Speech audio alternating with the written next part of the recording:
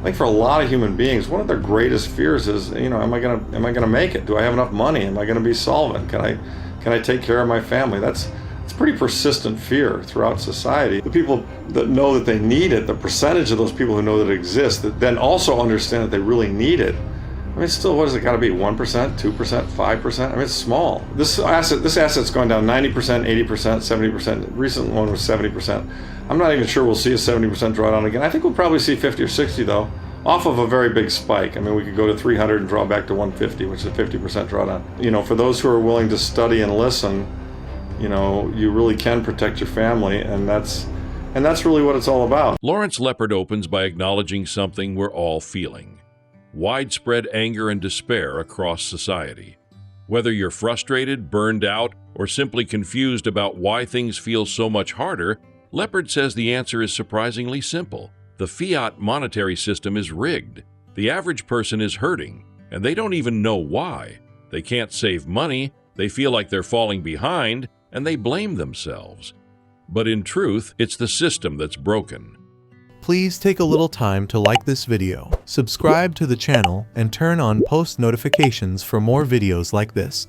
You can also check out our other videos on cryptocurrencies and the overall digital asset space, and drop your comments and observations in the comments section below. Everything you do helps with the YouTube algorithm and immensely contributes to the channel's growth. Thanks, and enjoy the video. If you're just sitting there, fat and happy, or depressed, is just anger turned in on yourself. I mean, I think a lot of people are hurting, and they don't necessarily know why they're hurting. And there's actually a very explainable reason why they're hurting. We know, I know, Bitcoiners know, but the average normie probably doesn't fully understand how bad the Fed is and what they've done. And so it's important for them to learn about Bitcoin, because it's a protest vote against their system. I mean, if we're successful, we'll take their system down. And it's also a self-defense mechanism to protect yourself, because if you're trying to save money and any other vehicle, you're getting diluted in a crazy fashion because they keep printing. So yeah, and sometimes anger will spur people on to start taking action. So I want people to take action. It's a very, very broken system, and so I think the history of broken systems like that is they'll run as long as they can until the whole system implodes, and then we'll be forced to restructure it, based on sound money. At least I hope it's based on sound money. If we don't, then the pain's going to continue. You'd have to be living in a cave to not be aware that Bitcoin exists. Mm-hmm. But I would say that the people that know that they need it, the percentage of those people who know that it exists, that then also understand that they really need it. I mean, still, what has it got to be? 1%, 2%, 5%? I mean, it's small, right? Yeah. And I think that what's going to happen is, the part that doesn't know they need it, they're going to learn that they need it. And so, as they do, and because, we've got this, it's fixed in supply, as as everyone knows, and nobody's ever seen anything like this before, because all the commodities, the supply will grow if the price goes up. Well, this is one where the price will go up and the supply won't grow. Mm-hmm. The supply's algorithm set at 21 million coins, price will go to wherever, it doesn't matter. There aren't any more of them. So yeah, I mean, that's why I think Saylor's insight that it's going up forever, Laura, to me, that's one of the hardest things for people who are looking at it for the first time to get their arms around. I mean, I can't tell you how many friends I have who say, well, yeah, I know I should have bought it, but I didn't. You told me to, I didn't. But you bought it at 10,000, it's 100. How can I pay 100 for it? I'm paying too much. I'm like, you're looking at it wrong. I paid 10,000 for it. Max Kaiser bought it at $1. And in 10 years, if you buy it at 100 and it's at $1 million, somebody's gonna say, oh shit, I can't pay $1 million for it. You paid 100,000 for it. Yeah. It's just the nature of the beast. This asset's going down 90%, 80%, 70%. The recent one was 70%. I'm not even sure we'll see a 70% drawdown again. I think we'll probably see 50 or 60 though, off of a very big spike. I mean, we could go to 300 and draw back to 150, which is a 50% drawdown. I said, you gotta, if you're buying it, you have to think to yourself, if this goes down 50%, it's not going to change my life. I can live with that, and I'm going to think, wow, I should buy some more, it's cheap, not, oh, I screwed up and I'm going to sell it. You know what I mean? You've got to have that kind of a mentality about it. And I think that's important to emphasize as Bitcoiners trying to convince others. I think we have to make them aware of that risk, because, those of us who've hodled through 3 or 4 drawdowns, it's kind of like old hat. Oh yeah, the thing's drawdown. I mean, I remember, in fact, just recently, like what do we do? In December, we went to 106 or something.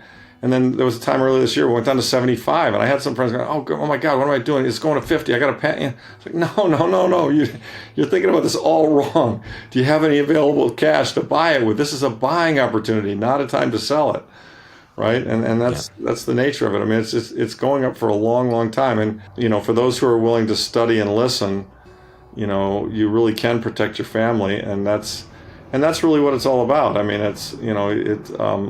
and it's better than that too, because it's not just about number go up and protecting your wealth, although, let's not kid ourselves, that matters to all of us. It's also about, you get to vote with your money. Our vote at the ballot booth doesn't really mean very much, because often we have two pretty shitty choices. But if you vote with your money to take it out of the banks, take it out of their system, use this alternative system that's clearly fair and clearly better. And that's a small, if we all did that, I mean, Jeff Booth once said to me, he said, Larry, if we get everybody to do this, the whole damn thing would collapse and we'd be on a Bitcoin standard. He's right. But we're not even anywhere close to that. So it's going to be at 300, and you bought them at 100, and you're going to feel real good about it. So when you're on the Bitcoin standard, that doesn't happen to you anymore. And so it's a very positive thing. And you start to suddenly realize that, hey, I mean, I think in life, I think for a lot of human beings, one of their greatest fears is, am I gonna make it? Do I have enough money? Am I gonna be solvent? Can I take care of my family? It's pretty persistent fear throughout society. And I think once you get into Bitcoin, you really understand it, and you start to build a stack of it. You start to realize that, hey, you know what? It's going to be okay.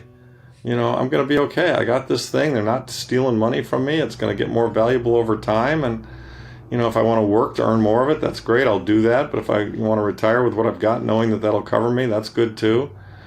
So I think on the other side of it all, we're going to have just an enormous boost of productivity, fairness, honesty. A lot of the stuff associated with fiat is just going to go away. The government, I mean, I think government's going to lose a lot of its power. How are they going to pay for wars? I mean, it's a beautiful tool for stripping power away from government. It really is. It's just so great. And everyone says, well, they're going to come take it from your tax. And I'm like, good luck. Good luck, government. You guys you can't get the most basic shit right. I'm not too worried about, you coming after my Bitcoin. So Lawrence closes with a long-term vision. He believes that over the next 20, 30 years, fiat currencies like the dollar will become relics, and Bitcoin will become the unit of account, pricing everything in sats, the smallest unit of Bitcoin. Think about it. How much is that sandwich? 5 sats. It sounds wild now, but history shows us that superior technologies always win.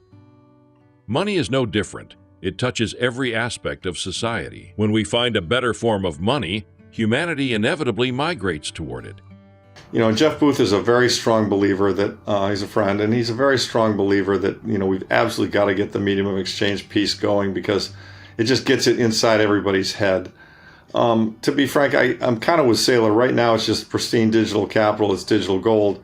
The medium of exchange thing isn't that important, but so I can see both sides of this argument. I think that it will become, first of all, it's growing as a medium of exchange. I mean, all the Bitcoin shows I go to, I just buy things out of my Strike wallet, on Lightning.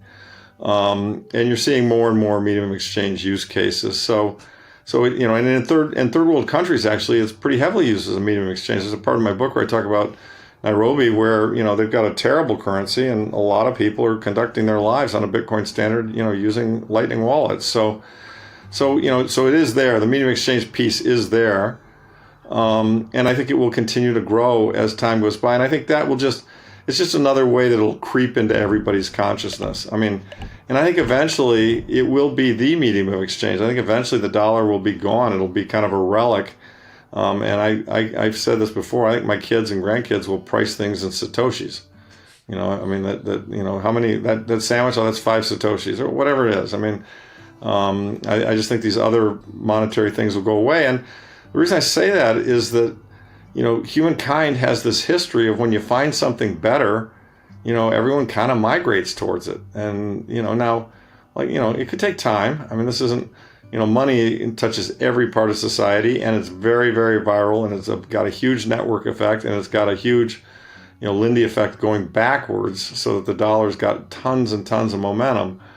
So we're not going to turn this thing over in 5 years or 10 years, but in 20 years, 30 years, I don't know. I mean, I'm pretty sure that, that Bitcoin will be kind of the true North monetary standard.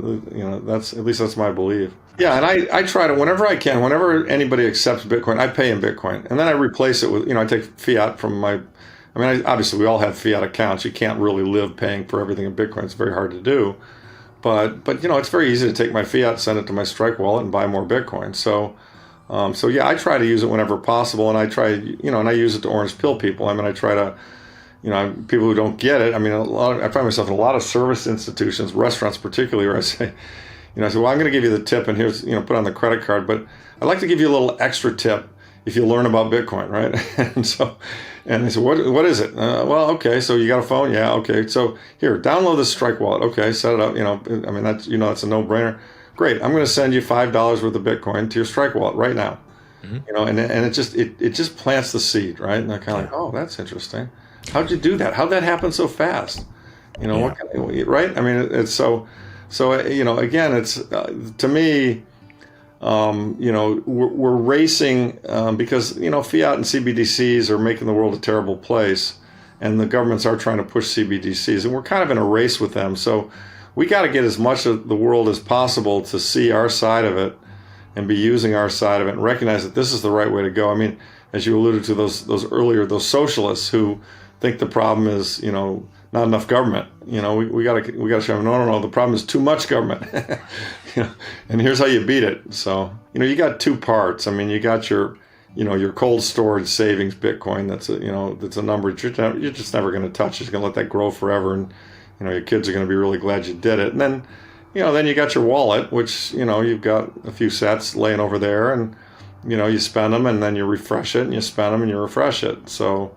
They're just different. They're different use cases. One is for store of value, and the other is for medium of exchange. For Lepard, the mission is clear. Orange pill as many people as possible. He uses Bitcoin to tip service workers. He educates them, helps them download Strike or a Lightning wallet, and sends them a few dollars in Bitcoin. This isn't just generosity, it's strategic outreach. We're in a race, he says, between Bitcoin and central bank digital currencies, CBDCs. Governments want more control. We want freedom and decentralization. The more people use Bitcoin, the faster we reach a critical mass. Please like and subscribe.